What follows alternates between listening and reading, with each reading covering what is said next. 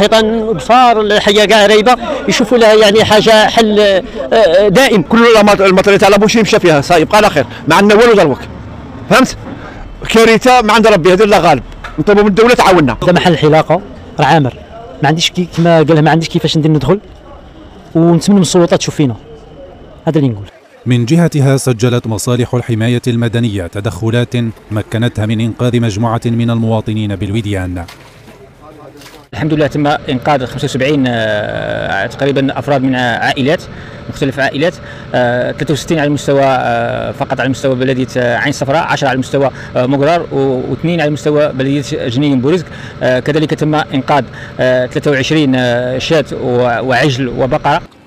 إلى ذلك يبقى على المواطن تجنب الاقتراب من الأودية وأخذ الحيطة والحذر تبعا لتعليمات المصالح المعنية إلى غاية تحسن الوضعية الجوية.